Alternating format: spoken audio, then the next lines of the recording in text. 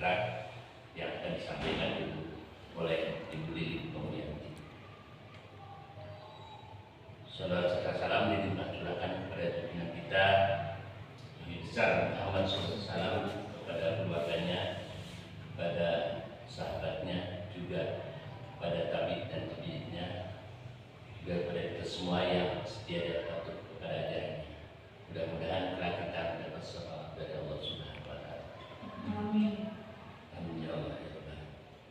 Pertama-tama, pada yang Bapak sampaikan, ucapan terima kasih kepada Ibu Lili, juga kepada guru semua yang sudi kiranya bisa melaksanakan kegiatan ini. Mudah-mudahan apa yang didapat oleh Ibu Lili selama pelatihan guru penggerak ilmunya bisa bermanfaat bagi kita semua, khususnya bagi beliau yang menyampaikan, juga kepada buat para siswa dan guru yang akan nanti bisa untuk diimplementasikan kepada anak didik tersebut. Untuk itu, karena untuk mempersiapkan waktu dan tempat, dipersilakan kepada Ibu Lili Pembianti. Sekian, wassalamualaikum warahmatullahi wabarakatuh. Waalaikumsalam warahmatullahi wabarakatuh. Terima kasih kepada Bapak Kepala Sekolah atas penekanannya, dan saya ucapkan terima kasih juga kepada Bapak Ibu guru semua atas kehadirannya pada pagi menjelang siang ini. Semangat pagi Bapak Ibu guru, kita harus selalu semangat. Kita jangan selalu menyemangati siswa, dan kita pun harus selalu semangat ya Bapak Ibu guru. Hari ini saya akan menyampaikan apa yang sudah saya pelajari atau saya pahami selama saya mengikuti program guru penggerak di modul 1. Di sini saya akan memberikan pemahaman atau berbagi seri bersama Bapak Ibu guru tentang budaya positif. Tujuan dari diseminasi ini adalah menyebarkan pemahaman dan pengalaman budaya positif, baik yang sudah saya pelajari maupun yang sudah saya laksanakan selama ini. Bapak Ibu guru, sekali lagi saya ucapkan selamat datang. Mari belajar bersama, berkolaborasi, saling mendukung demi mewujudkan disiplin positif di lingkungan SD kita, yaitu SDN 2 Mangkurai. Bapak Ibu guru, kita akan membahas apa saja yang saya sudah pelajari selama ini, yaitu yang pertama filosofi pemikiran Ki Hajar Dewantara, nilai dan peran guru, perubahan paradigma belajar, disiplin positif, kebutuhan dasar manusia, motivasi perilaku manusia, 5 posisi kontrol, keyakinan kelas, dan yang terakhir yaitu segitiga restitusi. Bapak Ibu guru hebat semuanya, ini adalah Bapak pendidikan kita. Ibu Bapak guru pasti mengenal siapakah dia? Betul sekali, beliau merupakan Bapak pendidikan kita. Beliau adalah pelopor pendidikan bagi kaum pribumi sejak masa penjajahan Belanda. Berkat jasa-jasa beliau, kita bisa mengenal pemikiran-pemikirannya. Dengan begitu, tanggal lahirnya yaitu tanggal 2 Mei diperingati sebagai Hari Pendidikan Nasional, atau kita sering menyingkatnya dengan Hardiknas. Di sini kita akan mempelajari apa saja filosofi pemikiran Ki Hajar Dewantara. Yang pertama yaitu menurut beliau pengajaran dan pendidikan. Beliau membedakan pengajaran dan pendidikan. Pengajaran adalah bagian dari pendidikan. Pengajaran merupakan proses pendidikan dalam memberi ilmu atau faedah untuk kecakapan anak secara lahir dan batinnya. Pendidikan memberi tuntunan terhadap segala kekuatan kodrat yang dimiliki anak agar ia mampu mencapai keselamatan dan kebahagiaan yang setinggi-tingginya, baik sebagai seorang manusia maupun sebagai anggota masyarakat kelak. Jadi, menurut beliau, pendidikan dan pengajaran merupakan persiapan dan persediaan untuk segala kepentingan hidup manusia, baik dalam hidup bermasyarakat maupun hidup berbudaya dalam arti yang seluas-luas. filosofi pemikiran Ki Hajar Dewantara yang selanjutnya, menurut beliau ada trilogi pendidikan atau yang kita kenal dengan Ing Ngarso Todo, Ing Madya Mangunkarso, dan Tutpuri Handayani. Artinya, Ing Ngarso Todo, di sini guru harus menjadi teladan atau panutan bagi gurunya. Ketika kita di depan, kita harus menjadi contoh yang baik untuk anak didik kita. Kemudian Ing Madya Mangunkarso, ketika guru berada di tengah-tengah siswa, kita harus bisa membangun semangat siswa untuk menjadi kreatif, untuk menjadi apa yang mereka inginkan. Kemudian yang terakhir ada Tutpuri Handayani. Nah, di sini ketika kita atau sebagai guru berada di belakang, kita harus mendorong siswa untuk mencapai tujuan pendidikan. Filosofi pemikiran yang selanjutnya adalah pendidikan adalah tempat persemaian benih-benih kebudayaan dalam masyarakat. Kebudayaan di sini adalah peradaban atau cita-cita bangsa kita atau cita-cita yang ingin dicapai kelak dari siswa kita.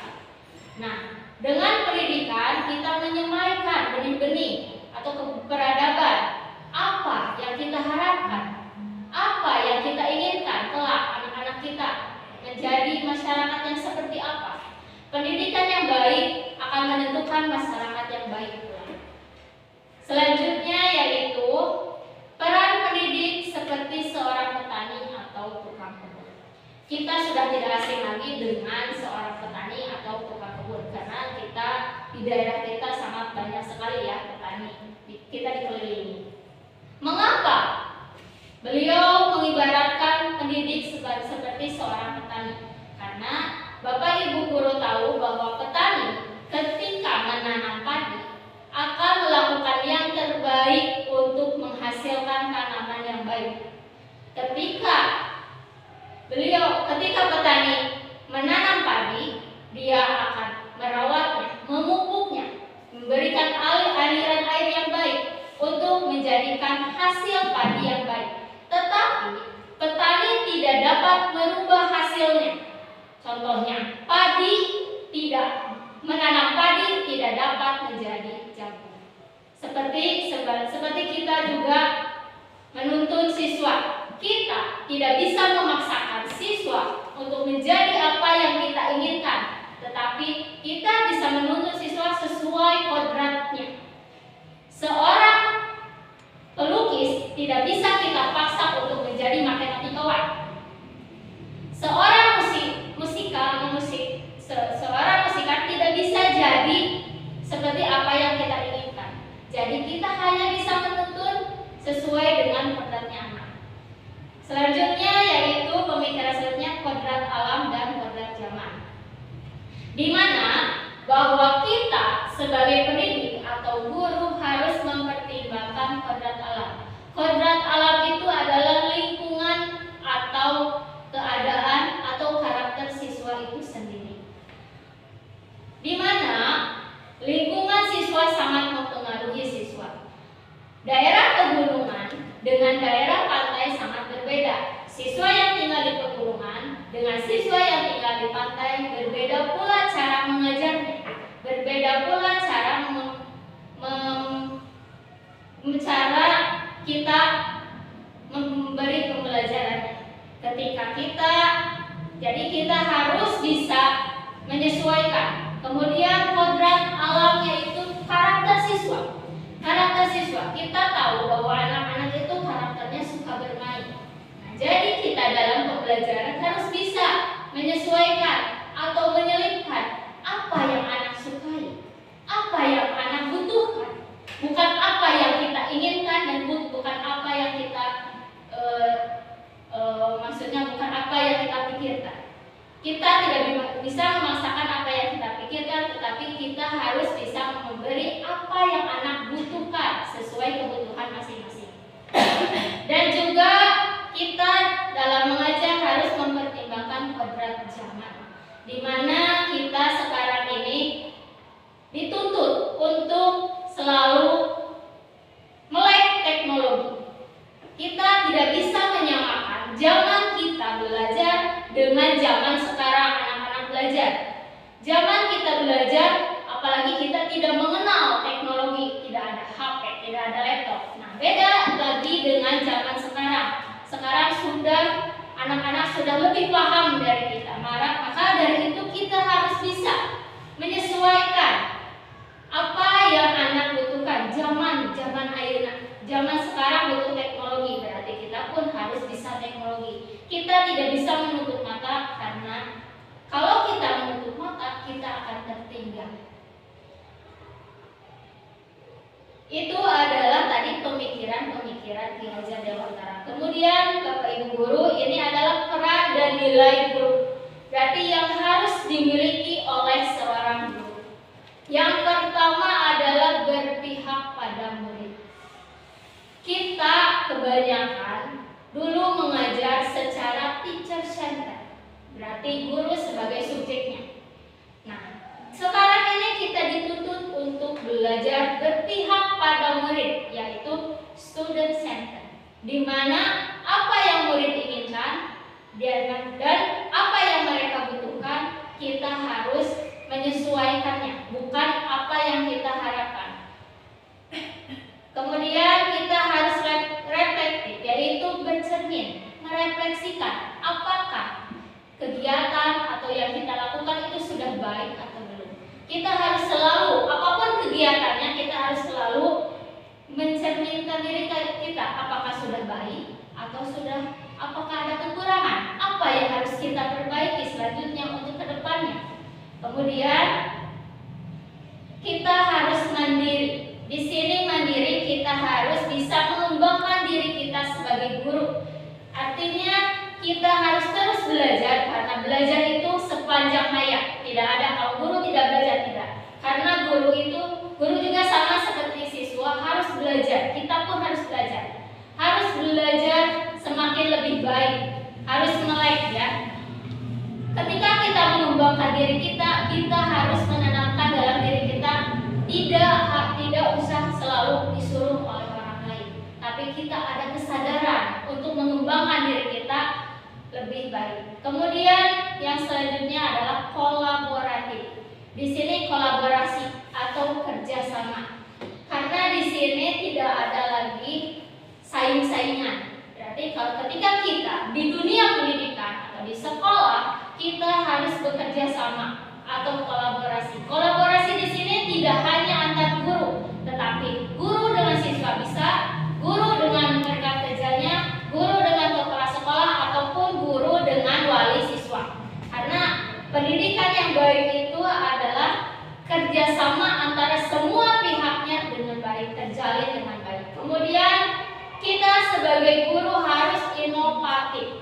Artinya kita harus berinovasi, menciptakan pembelajaran yang terbaru, menciptakan pembelajaran yang bisa menyenangkan siswa, yang tidak monoton atau bisa menjadi pembaharu. Tidak harus kita menciptakan yang selalu baru, tetapi kita bisa ATM. Apa itu ATM? Ambil, tiru, dan modifikasi. Kita bisa memodifikasi dari orang lain. Misalnya kita melihat dari YouTube, pembelajarannya dengan cara apa. Nah, kita bisa memodifikasinya disesuaikan dengan kondisi lingkungan di sekolah kita atau lingkungan belajar kita di kelas masing-masing. Disesuaikan juga dengan keadaan siswa kita. Jadi dengan cara apa? Selanjutnya Bapak Ibu guru, kita beranjak pada pembelajaran dengan paradigma baru. Pembelajaran dengan paradigma baru dirancang berdasarkan prinsip pembelajaran berdiferensiasi, sehingga siswa belajar sesuai dengan kebutuhan perkembangannya untuk mewujudkan profil pelajar Pancasila. Bapak Ibu guru, di sini ada kata berdiferensiasi. Apa itu? Berdiferensiasi itu apa? Diferensiasi diambil dari kata different. Different itu berbeda. Artinya kita ketika melakukan pembelajaran harus bisa mengakomodir semua kebutuhan siswa. Kita tidak bisa menyamakan semua siswa, karena siswa itu memiliki karakter berbeda-beda. ada yang membutuhkan pembelajaran secara audio, ada yang juga membutuhkan secara visual, ada juga yang audio visual, ada juga siswa yang suka menjawab pertanyaan dengan cara lisan, ada juga siswa yang suka menjawab pertanyaan secara tulisan. Itu berbeda-beda. Maka itu kita sebagai guru harus bisa mengakomodir semua kebutuhan itu. Kita menciptakan pembelajaran yang beragam sesuai dengan kebutuhan siswa, dengan mewujudkan profil pelajar Pancasila. Bapak Ibu guru masih ingat profil pelajar Pancasila apa saja? Ini adalah profil pelajar Pancasila yang diharapkan nanti siswa-siswa kita diharapkan. Yang pertama apa Bapak Ibu guru? Beriman kepada Tuhan Yang Maha Esa dan berakhlak mulia. Jadi nanti generasi kita diharapkan akan menjadi pribadi yang beriman, bertakwa kepada Tuhan Yang Maha Esa dan berakhlak mulia. Yang kedua apa Bapak Ibu guru? Berkebinekaan global. Berkebinekaan global atau berkebinekaan secara luas ya Bapak Ibu guru. Yang selanjutnya adalah apa? Mandiri. Jadi diharapkan nanti siswa-siswi kita bisa bersikap mandiri. Kemudian apa Bapak Ibu guru? Bergotong royong. Karena kita itu Indonesia, ciri khasnya itu bergotong royong. Jadi kita tidak bisa menghilangkan karakter gotong royong. Kita harus terus menanamkan gotong royong pada diri anak, baik dalam pembelajaran maupun nanti kelak di dunia masyarakatnya. Kemudian selanjutnya apa Bapak Ibu guru? Kreatif. Anak-anak kita dituntut untuk kreatif, berkreasi sesuai dengan keinginan mereka, sesuai dengan kemampuan mereka. Kemudian selanjutnya apa? Bernalar kritis. Makanya dalam kurikulum 2013 dan nanti di dalam kurikulum Merdeka Belajar, siswa diharuskan berpikirnya secara hot. Apa itu hot? High order thinking. Jadi berpikirnya secara kritis. Selanjutnya Bapak Ibu guru, kita masuk kepada disiplin positif. Kenapa diakhiri positif? Karena positif itu kita identik dengan yang baik, Bapak Ibu guru. Disiplin. Apa itu disiplin?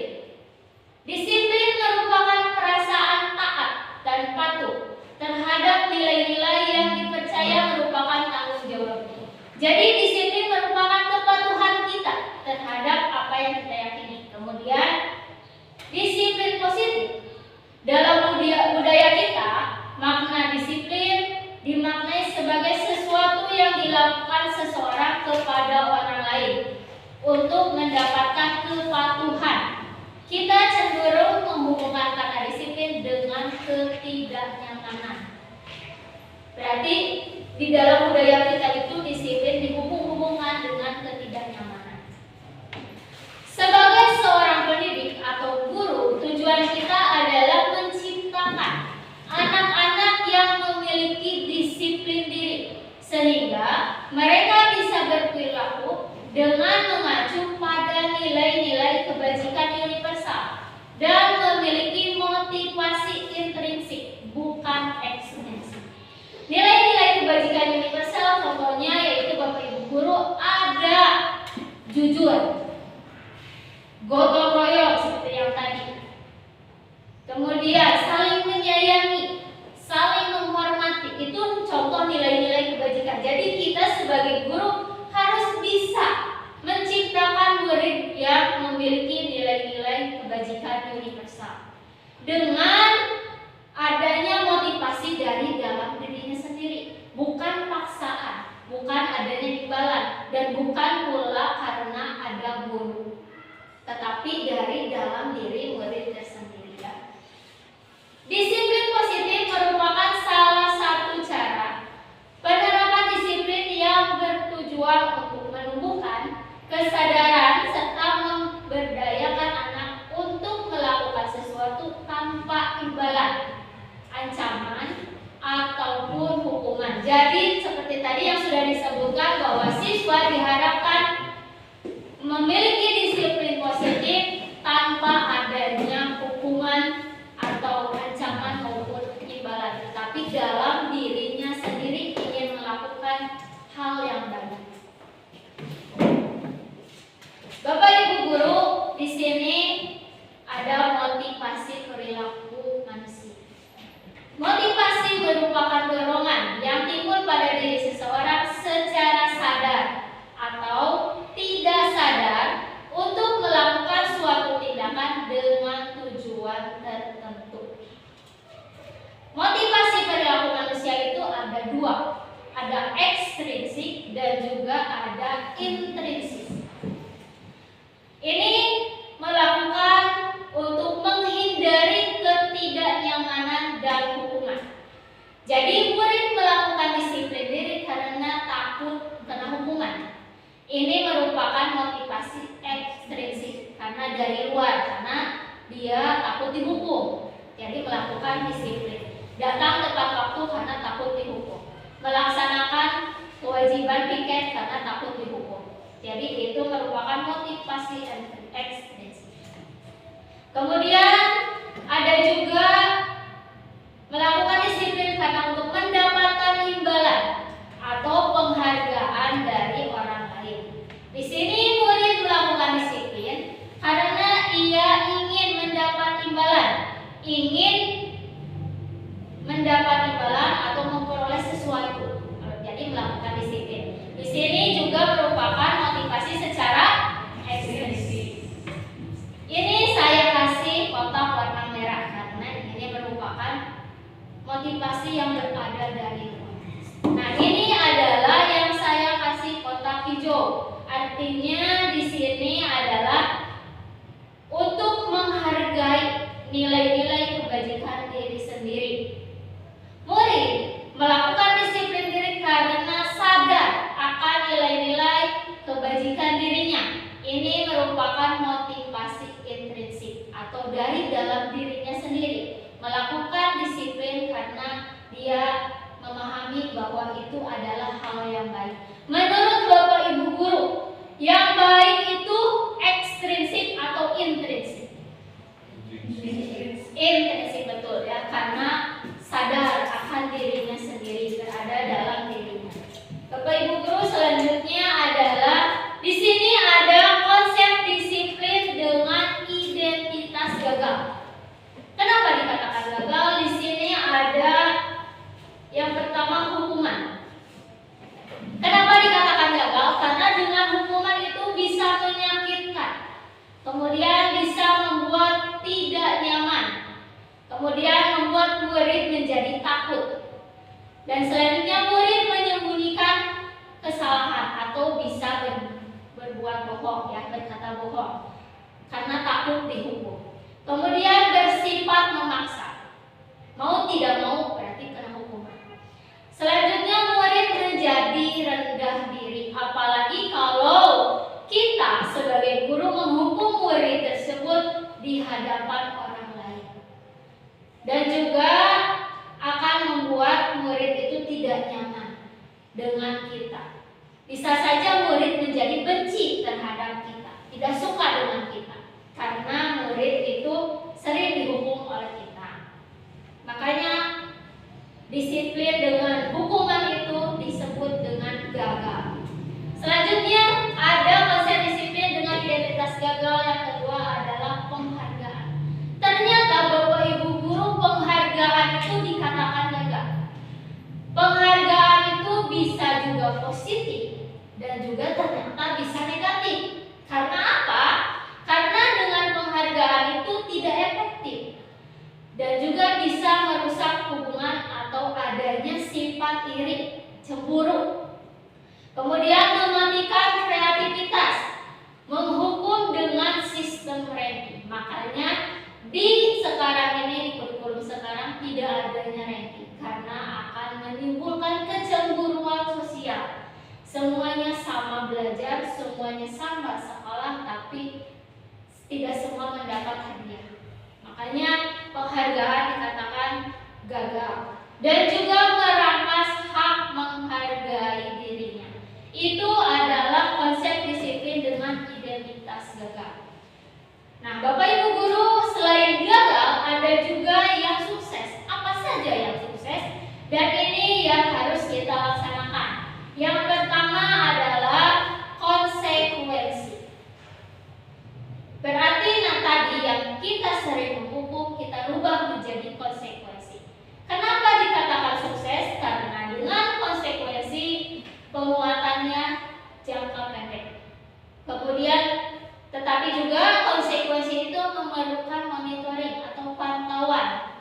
apa yang sudah dilakukan anak itu dipantau oleh kita sebagai guru.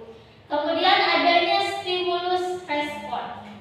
Dan selanjutnya murid menghormati peraturan karena dia tahu bahwa ketika dia melakukan kesalahan, aturannya ini, dan ketika melakukan kesalahan apa yang harus dia lakukan. Contohnya, ketika dia datang terlambat, konsekuensinya nanti dia pulangnya ditambah. Misalnya terlambatnya 15 menit, berarti pulangnya telat 15 menit pulang. Itu namanya konsekuensi. Dan konsekuensi juga ada kehilangan waktu untuk merenungi kesalahannya. Itu konsekuensi. Ada juga Bapak Ibu guru identitas sukses yang paling baik, yaitu restitusi. Dengan restitusi, murid bisa bertanggung jawab atas apa yang dia lakukan atau apa yang dia perbuat. Kemudian fokus pada pemecahan masalah jangka panjang. Kemudian murid menghormati dirinya dan juga orang lain. Selain itu, adanya teori kontrol, di mana yang bisa mengontrol diri adalah diri kita sendiri atau diri siswa itu sendiri. Kemudian murid menjadi bersemangat untuk memperbaiki kesalahan. Walaupun Bapak Ibu guru dengan restitusi itu tidak mudah langsung berubah siswa. Siswa itu tidak akan langsung berubah, tapi secara bertahap. Maka dari itu kita sebagai guru harus terus menerus. Kita sebagai guru jangan patah semangat untuk mengajarkan murid, untuk mendidik murid. Jika ada anak yang nakal atau yang susah diatur, kita harus terus merestitusi dia. Kenapa dia berbuat seperti itu? Dan selain kita berusaha, kita jangan lupa untuk mendoakan anak tersebut, Bapak Ibu guru. Karena apa? Karena kalau tanpa doa itu sesuatu yang sangat tidak mungkin ya, akan sia-sia saja. Kemudian Bapak Ibu guru, apa sih perbedaannya? Kita langsung pada contohnya. Di sini ada contoh siswa sering tidak mengerjakan PR. Bagaimana perbuatan kita? Kalau dengan hukuman, biasanya guru menghukum siswa tersebut hormat bendera 10 menit. Guru menghukum siswa tersebut lari berkeliling lapang 5 kali. Guru marah dan murid menjadi takut. Apalagi marahnya dengan bahasa yang kasar atau yang tidak baik dan di depan orang banyak. Misalnya, kalau dalam bahasa Sunda, mana yang beleguk, mana yang bodoh. Apa itu bagus Bapak Ibu guru? Tidak ya. Jadi membuat murid menjadi takut, tidak suka, apalagi bisa membuat mereka benci kepada kita. Itu hukuman, artinya sesuatu itu dihukum dan tidak sesuai dengan apa yang telah diperbuat oleh siswa. Siswa sering tidak mengerjakan PR, tapi hukumannya berkeliling. Itu tidak sejalan ya Bapak Ibu guru. Kemudian ada konsekuensi. Nah, ini lebih baik dari hukuman. Jadi kalau kita selama ini sering menghukum siswa, kita rubah dengan cara konsekuensi. Bagaimana caranya? Contohnya dengan guru memberi konsekuensi untuk mengerjakan PR-nya saat istirahat atau dikerjakan sebanyak 3 kali lipat. Jadi dia tahu, oh ketika tidak mengerjakan PR, dia harus mengerjakannya secara istirahat atau sebelum. Saya sering melihat ibu guru yang lain juga suka melakukan konsekuensi. Ada siswa di luar sedang mengerjakan PR. Ditanya kenapa? Karena mereka tidak mengerjakan PR di rumah. Kemudian guru tegas dan siswa menghormati peraturan. Jadi siswa tahu apa peraturannya dan apa konsekuensinya. Dan selanjutnya Bapak Ibu guru, ada yang lebih baik dengan cara restitusi. Bagaimana kita melakukan restitusi? Contohnya, guru menanyakan keyakinan kelas atau dirinya dan membantu siswa menyelesaikan masalahnya. Kemudian guru terbuka dan siswa menghormati dirinya dan orang lain. Dalam restitusi ini sebenarnya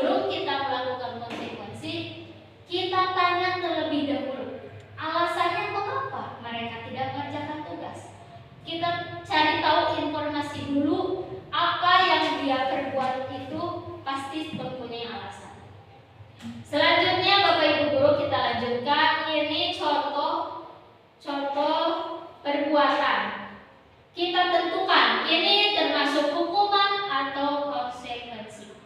Mencatat 100 kali di dalam buku kalimat. Saya tidak akan terlambat lagi karena terlambat ke sekolah. Ini hukuman atau konsekuensi? Hukuman. Betul, ini termasuk hukuman karena tidak sejalan ya dengan apa yang dilakukan siswa. Kemudian, lari mengelilingi lapang basket 2 kali karena terlambat hadir ke sekolah. Hukuman atau konsekuensi? Hukuman. Betul. Selanjutnya, siswa diminta push up 15 kali karena tidak memakai masker ke sekolah. Hukuman atau konsekuensi? Hukuman. Hukuman. Betul.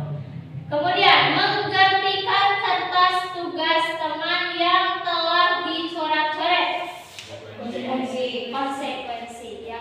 Ketika sudah mencoret-coret buku teman, kita harus memperbaiki atau menggantinya. Itu konsekuensi. Membersihkan tumpahan air di meja tulis karena tersenggol pada saat belajar. Betul. Ini termasuk konsekuensi. Siswa disuruh tidak mengenakan sepatu seharian karena tidak mengenakan sepatu hitam di sekolah. Hukuman. Kasihan anak ya, tidak menggunakan sepatu seharian padahal hanya warnanya saja yang tidak sesuai. Lari mengelilingi lapang basket 2 kali ketika terlambat untuk pelajaran olahraga. Ini apa Bapak Ibu guru? Konsekuensi ya, karena ini sesuai. Sesuai kenapa? Terlambatnya terlambat pelajaran PJOK ya, atau olahraga. Kita lanjutkan, selanjutnya keyakinan kelas. Keyakinan itu apa yang kita yakini atau apa yang kita anggap benar ya. Mengapa keyakinan kelas? Tidak peraturan kelas saja. Ini ada pertanyaan pemantik ya. Mengapa kita memiliki peraturan tentang menggunakan helm saat mengendarai motor? Supaya apa? Supaya selamat. Jadi kita yakin bahwa memakai helm itu untuk keselamatan diri kita, bukan memakai helm karena takut di depan ada polisi ya. Mengapa kita memiliki peraturan tentang penggunaan masker dan mencuci tangan setiap saat? Untuk apa Bapak Ibu guru? Tidak terkena virus atau untuk kesehatan kita sendiri ya, bukan karena takut untuk dihukum ya. Selanjutnya, bagaimana sih dalam pembentukan keyakinan kelas? Keyakinan kelas itu bersifat abstrak. Artinya abstrak, jadi secara umum saja ya Bapak Ibu guru, tidak diurutkan satu-satu. Selanjutnya berupa pernyataan universal secara umum. Kemudian selanjutnya dibuat dalam bentuk positif. Jadi keyakinan kelas itu harus dalam kata-kata yang positif. Kemudian selanjutnya sedikit saja agar mudah diingat. Keyakinan kelas itu sedikit tapi bermakna. Kemudian selanjutnya sesuai dengan kondisi kelas agar mudah diterapkan. Jadi disesuaikan dengan keadaannya masing-masing. Kondisi kelas 1 tidak akan sama dengan kondisi kelas 5 atau 6. Karena apa? Kondisi kelas 1 itu siswanya masih sangat kecil, berbeda dengan kelas tinggi. Jadi harus disesuaikan keyakinan kelasnya. Kemudian semua warga kelas dilibatkan saat membuat keyakinan kelas. Kalau peraturan dibuat oleh salah satu orang saja, kalau keyakinan itu dibuat oleh semua, siswa pun terlibat. Apa yang diinginkan di kelas itu mereka tuliskan. Kita simpulkan menjadi sebuah keyakinan kelas.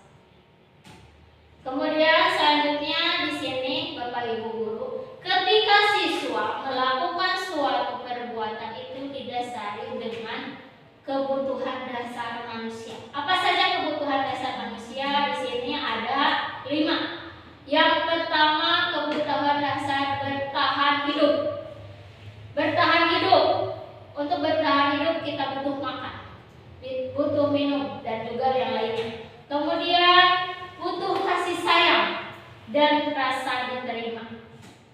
Selanjutnya butuh penguasaan dan juga butuh kebebasan. Jadi kita tidak ingin kekang, apalagi siswa. Selanjutnya adalah kesenangan, di mana setiap siswa yang melakukan atau melanggar aturan artinya ada kebutuhan dasar yang tidak terpenuhi, baik salah satunya ataupun beberapa. Contohnya anak yang suka mencuri atau mengambil hak milik orang lain, kita tanyakan terlebih dahulu apa alasannya.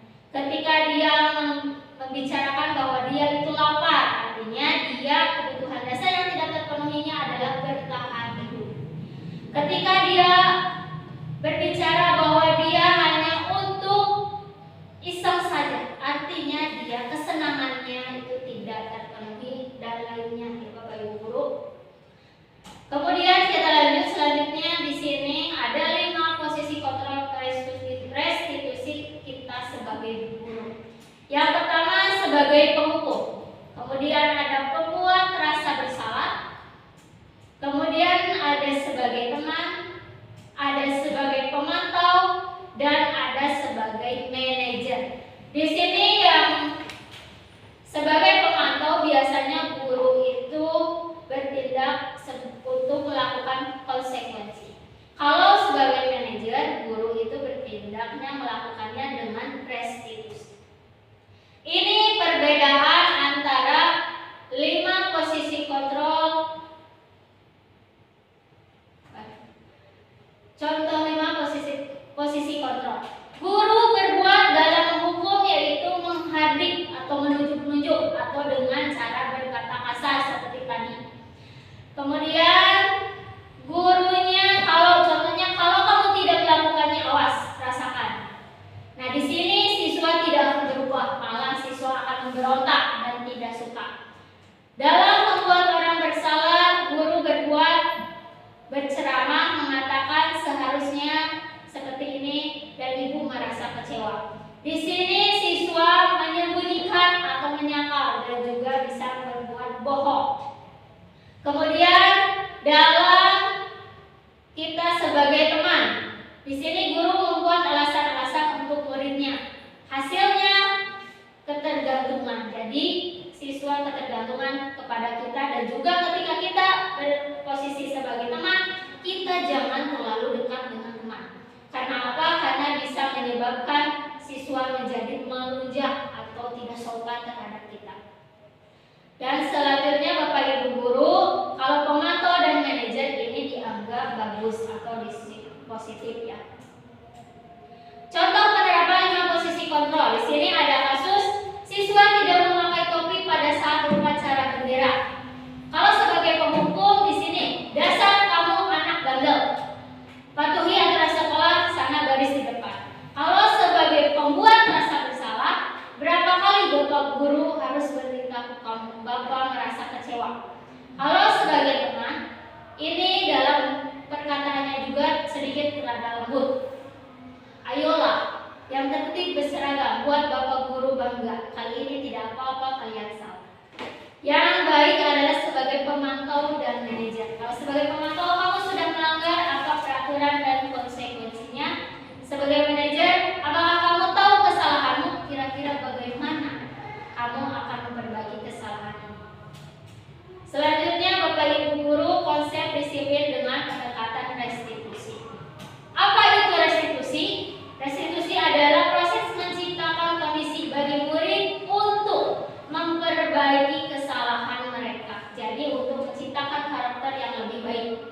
Ciri-cirinya bukan menebus kesalahan, tapi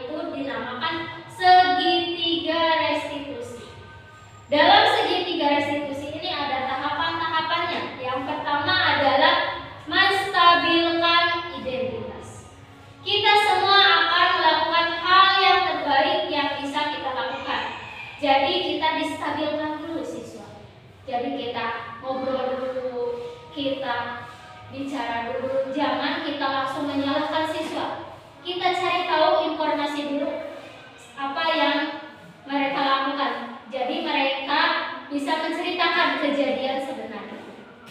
Setelah itu kita validasi tindakan yang salah. Kita tanyakan apakah benar dia itu melakukan hal tersebut.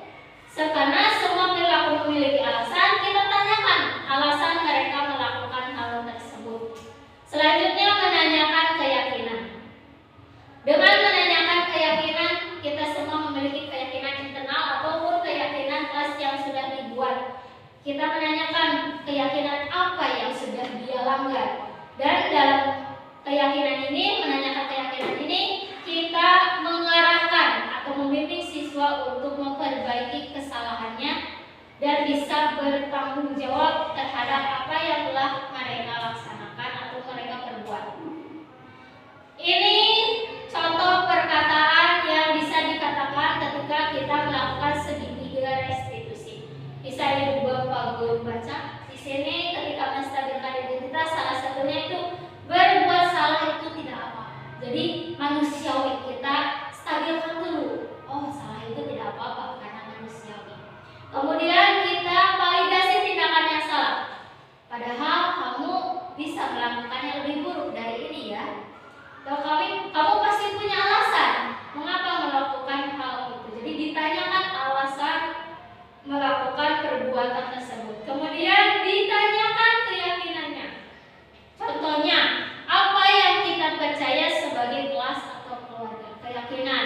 Misalnya, saya pernah di kelas itu ada seorang siswa yang melanggar keyakinan kelas, yaitu salah satu yang dilanggarnya adalah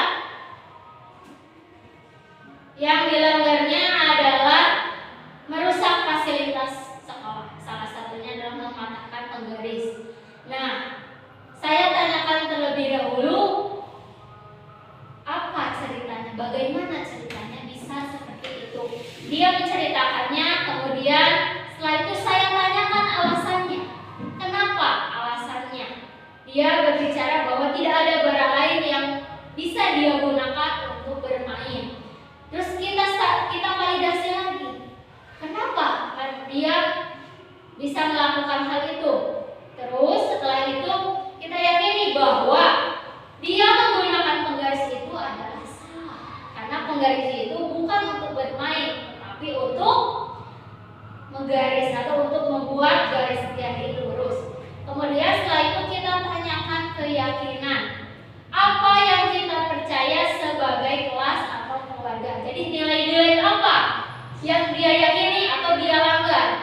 Dalam kasus ini yang dia langgar adalah satu, bermain di kelas. Karena sudah kita memiliki keyakinan kalau bermain itu di luar atau di lapangan. Setelah itu yang dilanggar adalah merusak fasilitas sekolah. Nah, setelah itu kita bimbing siswanya.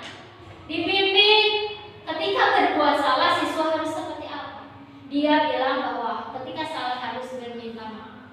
Dia meminta maaf. Setelah itu apa selanjutnya?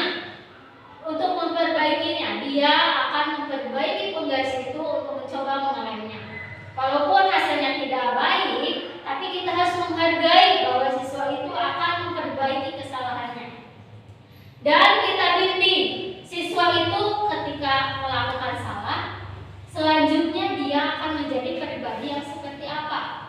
Akan menjadi pribadi yang lebih baik lagi, pribadi yang bertanggung jawab, pribadi yang bisa menghargai orang lain. Itu nyambung dengan tadi nilai-nilai kebajikan yang ditersa.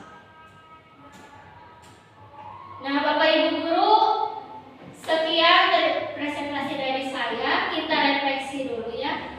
Ini refleksi pembelajaran kita hari ini.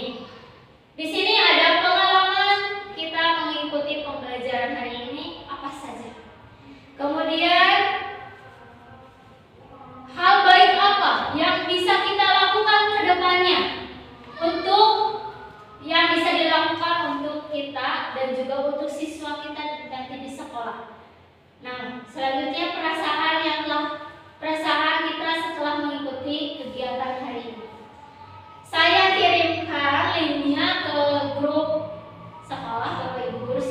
dilihat ya. Silahkan dibuka, silahkan diisi, nanti akan masuk ke Padlet.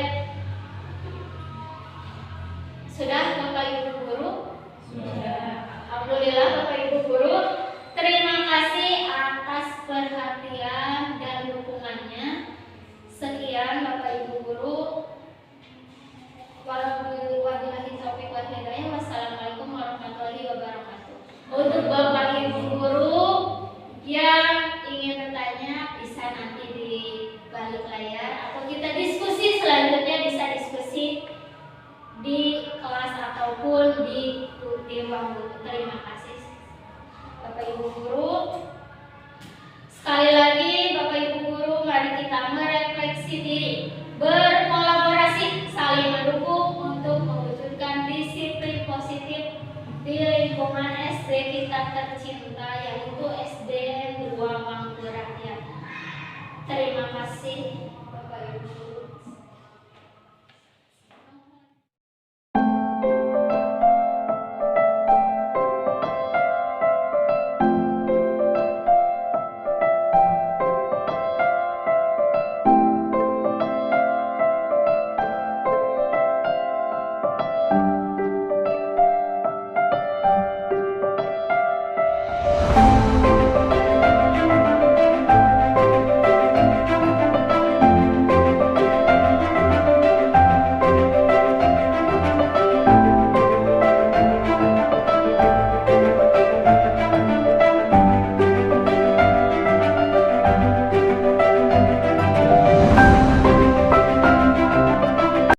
Assalamualaikum warahmatullahi wabarakatuh. Saya Wida Laila sebagai guru dari kelas 2. Tanggapan saya atas diseminasi yang telah dilaksanakan adalah sangat bermanfaat bagi guru-guru, terutama bagi guru yang masih belajar untuk memahami peserta didik. Diharapkan kedepannya semua guru itu dapat mendapatkan ilmu yang sama, itu dapat mendapatkan pengetahuan yang sama juga, dan juga saya harap bisa disebarluaskan ke semua guru-guru yang ada, agar semua guru-guru dapat memahami peserta didik lebih dalam dan juga memahami kebutuhan peserta didik. Bismillahirrahmanirrahim. Assalamualaikum warahmatullahi wabarakatuh. Saya perwakilan guru SDN 2 Mangkurakyat. Di sini saya ingin menyampaikan hasil diseminasi guru penggerak yang dipaparkan oleh saudari Ibu Novianti SPD. Kemarin setelah hasil diseminasi guru penggerak, bahwa menurut Ki Hajar Dewantara kita itu harus menjunjung pendidikan sepanjang hayat, dan kita juga harus mengetahui kodrat alam dan kodrat zaman anak-anak di zaman sekarang.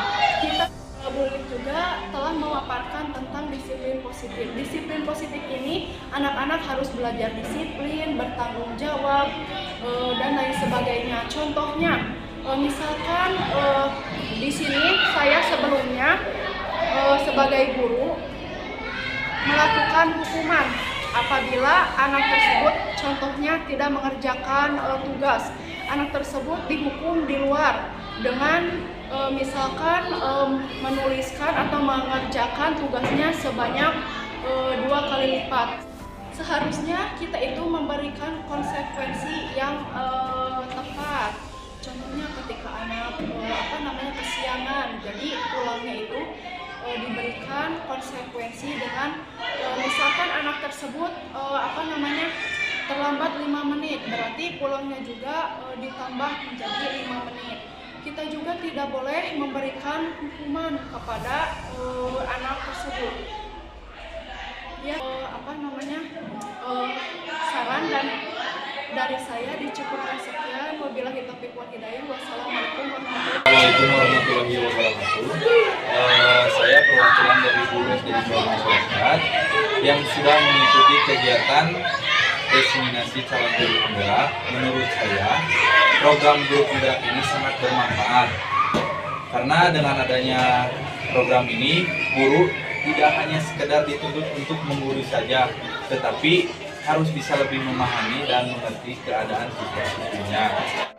Dengan adanya program ini, khususnya bagi saya sangat memotivasi untuk lebih memahami keadaan siswa-siswinya dalam kegiatan pembelajaran supaya lebih giat dan lebih bersemangat lagi. Dan makna terakhir yaitu guru harus bisa menuntun, menopang anak didiknya supaya lebih baik lagi dan supaya mengembangkan ide dan karya-karyanya. Terakhir, guru juga harus bisa mewujudkan disiplin positif yang ada di program guru ruang gerak. Mungkin cukup sekian, mudah-mudahan saya kedepannya lebih baik lagi khususnya bagi saya, dan semoga saya juga bisa mengikuti jejak Ibu Lilik menjadi guru penggerak dan bisa mengerti dan apa makna sebenarnya guru. Terima kasih, semangat untuk Bu Lilik. Mudah-mudahan apa yang disampaikan terwujud. Wassalamualaikum warahmatullahi wabarakatuh.